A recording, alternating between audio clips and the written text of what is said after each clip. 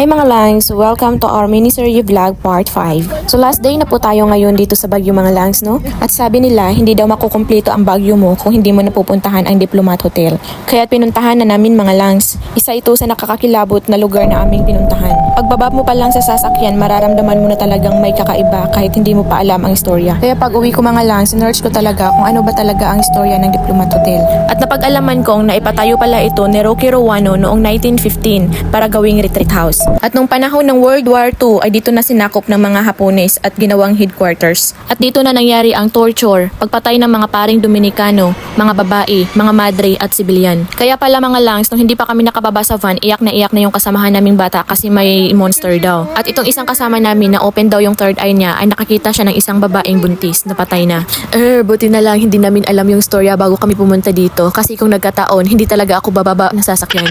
At dahil restricted nang pumasok doon sa loob mga Langs, kaya dito na lang kami sa labas. Tama lang din naman kasi kung nalalaman namin na ganito yung storya, wala din naman talagang papasok doon. Sa ngayon mga Langs, ang Diplomat Hotel ay bahagi na ng Heritage Site at tinatawag na Dominican Heritage Hill and Nature Site. Ang luma na pala ng gusaling ito mga Langs, no, at marami nang napagdaanan. And our next destination mga Langs is nandito tayo ngayon sa Mirador Heritage and Eco Park. Malapit lang din to sa Diplomat Hotel mga Langs. 100 pesos ang entrance fee dito mga Langs, no. Isa na din pala itong Spirituality Park mga Langs. Isa ito sa napaka-peaceful na lugar na aming napuntahan. Dito pinagsama ang kalikasan, pananampalataya at magagandang tanawin. Meron din silang Lourdes Gruto mga Langs kaya inakyat na namin. Habang ako'y paakyat dito mga Langs, no, naalala ko tuloy sa Maasin nung doon pa ako nag-aaral.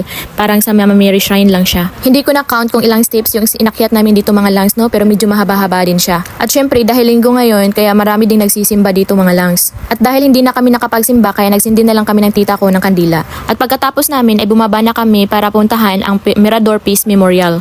At dito makikita ang isang striking na Japanese-style torii gate at kampana na gawa sa neutralized bomb noong World War II. O diba, akalain mong lahat ng nabisita namin ngayong araw na to ay may istorya pala. Kaya't aurahan na natin dito mga Langs, no, kasi marami nang nakapila. O diba, ang haba na ng pila. Buti na lang pagdating namin dito hindi pa ganun kahaba. So medyo malaki pa dito mga Langs, no, at hindi lang namin masyadong nalibot kasi kapos na kami sa oras. At kailangan na namin bumiyahe pabalik ng Maynila. At dito lang tayo mga Langs, see you sa next video at sa Manila na ang next video natin.